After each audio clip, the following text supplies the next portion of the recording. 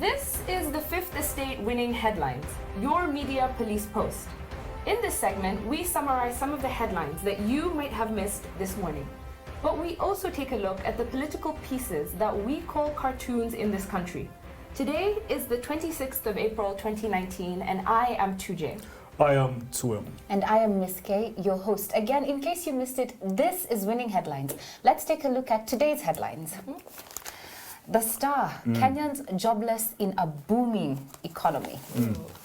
Daily Nation, economy grew, but where are the jobs? And The Standard, doubts over a teach super growth rate. Wow. Seemed all the editors had a baraza yesterday. Yes, they had a baraza and they discussed that we are growing but not. So much negativity. It's very negative, and I'll put it point blank.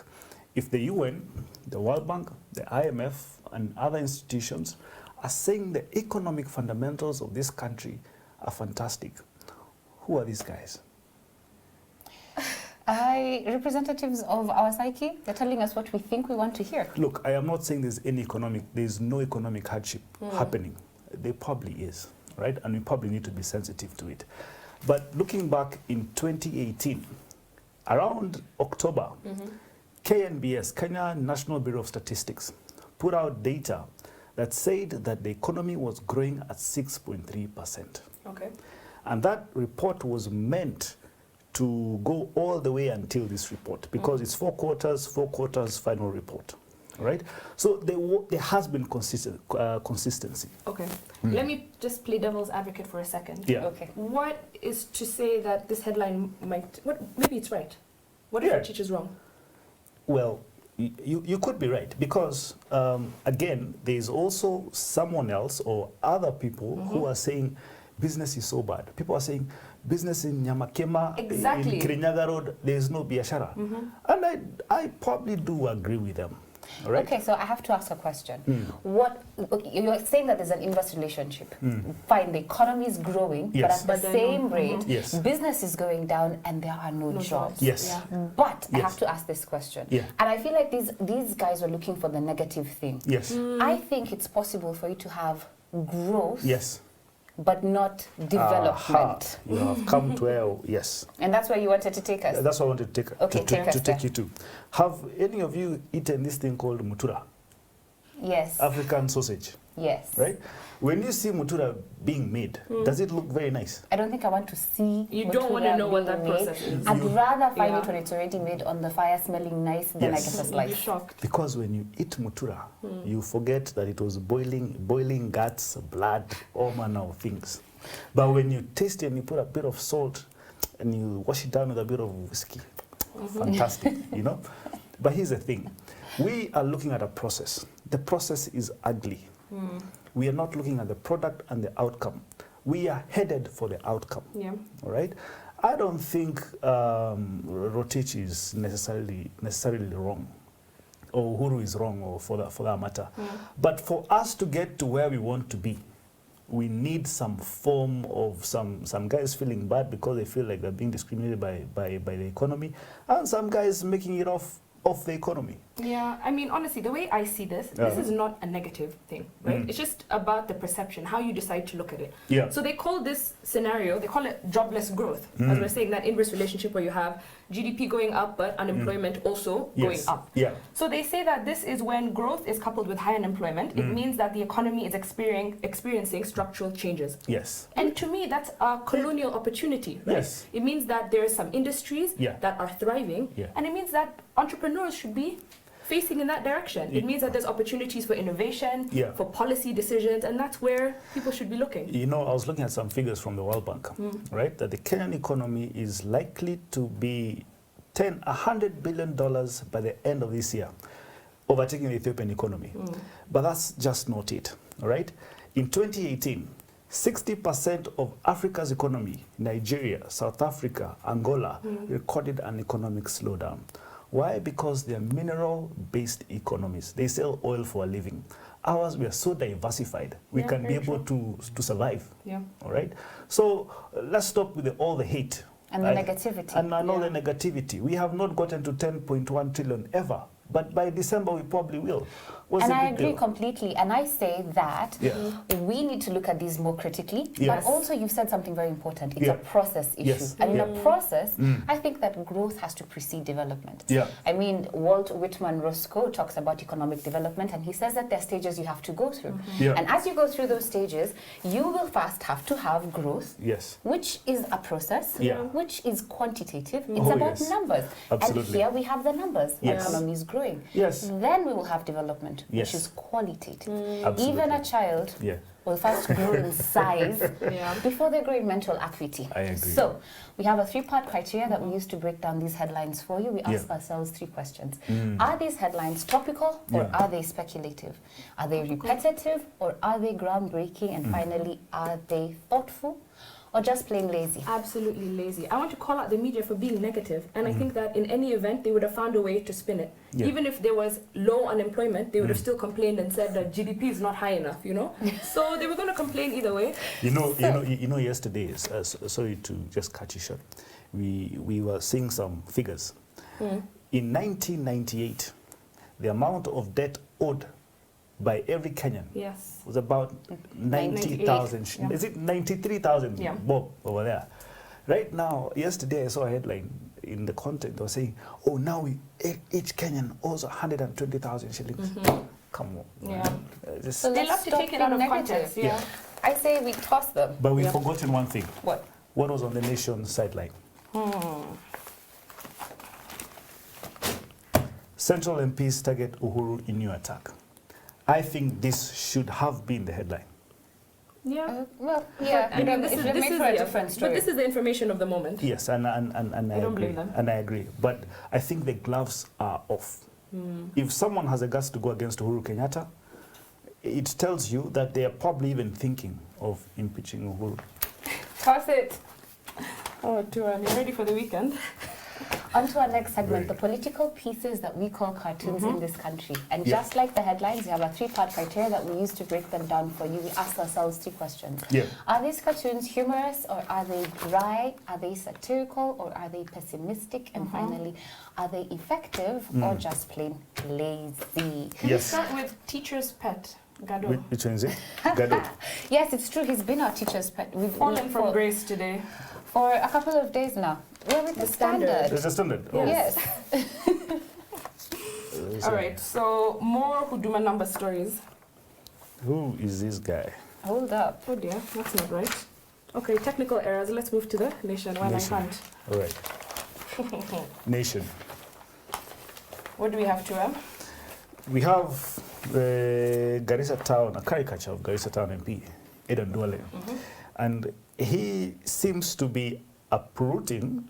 Taking the lid off. Oh, yes, all right. So they made, Ndula has made Parliament look like a chimney. And he's uprooting the top thing of Parliament. And he says, let's blame this stinky mess called Parliament on French technology farms. Is it a chimney or is it a dustbin? It's... It could be, yeah, because what are these? Are these flies or is Yeah. it soot? I don't know. Maybe it's a biogas digester or something like that. I have no idea what it is, but we can all agree it's a all mess. stinky. Yeah. Yeah, whatever it is. But you see, Ndula is clever, guys.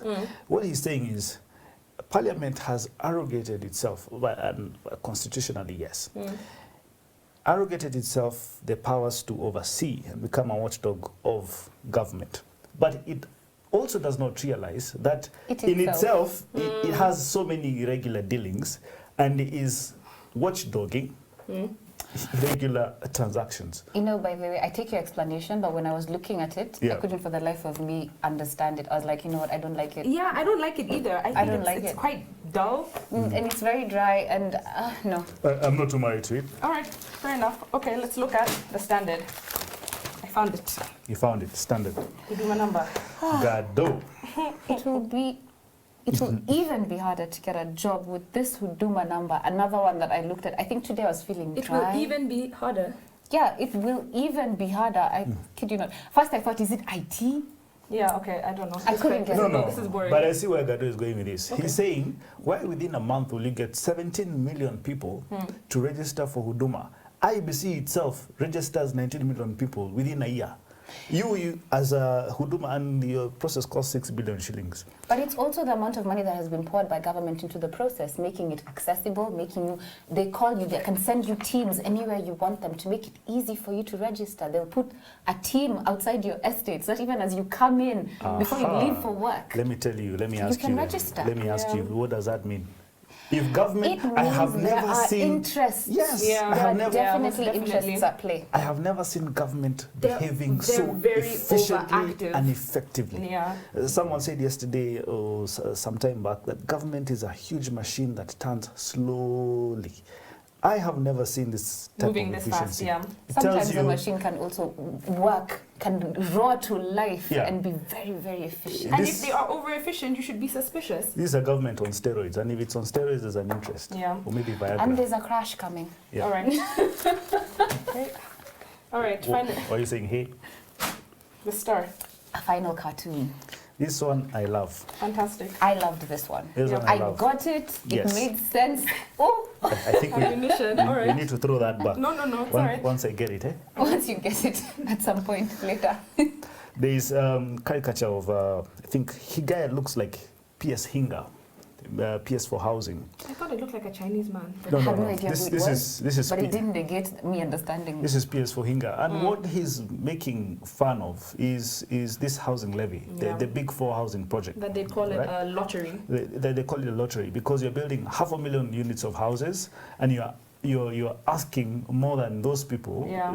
more than 1 million taxpayers, to contribute 1.5% of their salary every month to this fund. They say it's saving, but I also think it's a lottery. I think it's a lottery It is too. a lottery. Yeah. And it just goes with who we are currently, a Yes. gambling A nation. gambling nation, Yes. yeah. And you see, win a house, housing levy, yeah. fund Register levy. today and stand a chance. Yeah. So you have to register and we all make payments because it's the same with any Yes. lotto game. Yes. You buy a ticket every day in the hope that you will one day get one. Yeah. Yeah. And then you see Sipati Pesa. Yes, Patti Pesa, I love it. Yeah. I'm not getting I think it's a no fantastic money. cartoon, yeah. And it speaks Very to the good. climate of the country right now. Very good. I think this is Our winning a winning cartoon. Winning yes, cartoon. Definitely. So I say that Ozone has our winning cartoon of the star today. Yeah. What is our final thought? Final thought. And now, our final thought. It is inspired by a book entitled The Black Swan by yesterday's author, Nassim Taleb, yeah. what we call the professor of uncertainty or randomness. You want to take us through Black Swan? You know, I'm beginning to doubt that you actually read these books because I'm the one who does all the Hey, summarizing. me, I do speed reading. I want you to say so that I check whether you've been reading. Oh, okay, you'll check, okay. Yeah. You know, we verified that 2M has a skill that we are yet to I know. master. Hi, Gangster Index, all right. Hi, GSDI. All right, so he refers to black swans Yeah. as events that are unpredictable, Yes. not because it is random, Yeah. but because our outlook on what was possible Yeah. is too narrow. Yes. So the story of this black swan Yeah. comes from the assumption that up until 1697, mankind believed that all swans were Were white. white. There were no black swans that existed. Oh, yes. Until some travelers went to Australia Yeah. and they found a black swan. They're like, oh wow, this thing actually existed. Yeah. So because they had always expected it, well, their view was very narrow. Yeah. They didn't expect that there was something beyond that realm. Yeah. And that's where the term black swan comes from. Yeah. So examples are given of 9/11. Yes. Some wars are given as that as well. Yeah. The crash of the financial crash of 2008. Yeah. Yes. Yeah. Instances that were not expected. Yeah. Yes. So he says that there are 3 criteria for it to be a black swan. The event has to be a surprise, Okay. but to the observer. Because a black swan for me Yeah. might May be not something be. that you saw coming, right? Yes, So the absolutely. second thing is that it has to have a major shift. It has to completely change the game. And the third thing is that after the first recorded instance of this event, Yeah. it is rationalized by hindsight. So we look back and we're like, oh, of course, I should have seen this coming. So it's as if it could have been expected. Yes. That is, the relevant data were available, but unaccounted for in risk mitigation programs. And it would make sense that a professor of randomness, who also is Lebanese, would come up with this. Yes. Because he, in that story, gives a story of his own history as a Lebanese. Yes. And he talks about how when he was a kid, he grew up in Lebanon. And Lebanon, that whole area had enjoyed 13 centuries. And I'm telling you, that's not a number to play around with. Yeah. Of peace and prosperity. They had good weather, prosperous economies. And by all standards, Lebanon was to remain prosperous in perpetuity. Then a civil war began between the Christians and the Muslims, who had lived in peace for centuries, by the way. Yeah. So even his own family, when they moved into temporary places like hotels, they lived saying, we'll only be here for only a matter of days. Yeah. But the war continued for almost 2 decades. Yeah. And I think that was his first experience of a black Of a black swan. swan, yeah. And it's not very different from Cubans who left Castro's regime, which was put in the 1960s, and moved to Miami. And for years, they were living out of their suitcases, Thinking we'll hoping go that back home Castro soon. will come out in Yeah. just a few years. Yeah. We're still waiting. I'm telling you, they are still waiting. So I think the question you're probing us to ask to him Oh, you read my mind. Eh? is, are we anticipating a Black Swan event in Kenya? And what would that look like? See, You're going to say something crazy. those papers you threw away, yeah? Yeah. Yes. And the Nation and the Standard. And I told you, it's like they had a baraza. Then I sit back and I want to progress from the argument I made yesterday. All right? Now, I did some research. In the last 13 years, Yeah. the Kenyan economy grew highest 2007. In essence saying, Mwai Kibaki was such a happy president that he did not expect that a turn and a change of wind would happen to him in December 2007. When he's vying for re-election. I When mean, he's the vying for economy has grown re-election. so well, it will only make sense that you'd keep It me keeps so that we going. can continue Yeah. this growth. Yes. Now, let us also not forget, in 2007, if you're driving around, I used to see billboards across, and they used to taint and target cabinet secretaries of Mwai Kibaki. This guy is involved in corruption. This guy is involved in corruption. The anti-corruption campaign for Mwai Kibaki was probably more vicious than it is right now. All right? But there was still high economic growth. What is my point here? We could be saying we have 6.3 GDP growth. That's what Rotich is saying. Probably that's what Uhuru is saying. And he's very happy with the fundamentals of this nation. However, if you're going to take the headlines and the campaign against Uhuru and the state as at now, where could we be heading? Is it possible that we are going for a black swan moment, or a black swan moment So could are you happen using now? the history of 2007 as Yes. your reference point? Absolutely. Now. Yes. Nassim Taleb in Black Swan Yeah. cautions against using history as A fra- basis, yeah, a as framework for you to identify or try and predict black swans. Well, 2M can. You see, the thing is here. Professor of uncertainty. The thing is here. Nobody, and I would think, the circle around Kibaki then, and even Kibaki himself, they thought of themselves as indispensable. But the line, they survived this thing. And I'm asking, are we seeing, or are people within Uhuru's circle or Uhuru's kitchen cabinet seeing that it is possible that a black swan could happen? And you remember with Lebanon, You and know what? just let me finish this. With Lebanon, people left chicken in the oven. Well, People yes, in it's Mexico, true. They did run in suddenly. Cuba, left things happening. They never thought, and they said, okay, we are going for a week, but we'll come back. Yeah. And that is because they never expected it. It only happens, the black swans And can that- only be comprehended post facto. And that is let me make my final thought now. And that is the point. It is unpredictable. So you just said that maybe Uhuru's kitchen cabinet are foreseeing a black swan. There's a quote we Uhuru's. gave, Yeah. there's a quote we gave the other day, that we know that these people, they don't even know Yeah. What they don't They don't even know that What they don't know. They Oh, don't yes. know what's happening. Oh, yes. And that is the point of a black swan. It's going to catch us unawares. Yeah. And them being the observers, they're going to be shocked and surprised by what's going to happen. So I agree. Funga hiyo kitu wewe. Acha nifunge hii kitu. And I want to agree with both of you. It's Yeah. not that the black swan is not totally unimaginable. Yeah. And you know we're going to make a difference between Yeah. probability Yes. and possibility. Yes. One lies in science, the One other lies lies in in faith.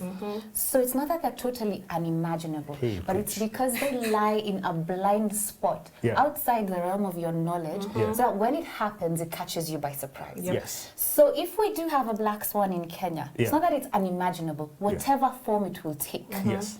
But Yeah. it's just that we'll be blindsided by it and Yeah. surprised when it happens, Right. and then able to predict in retrospect. I agree. This is winning headlines. We had no winning headline.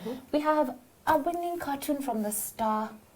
Wait for the black swans, but don't try to use history to predict them. Yes. Have a great weekend.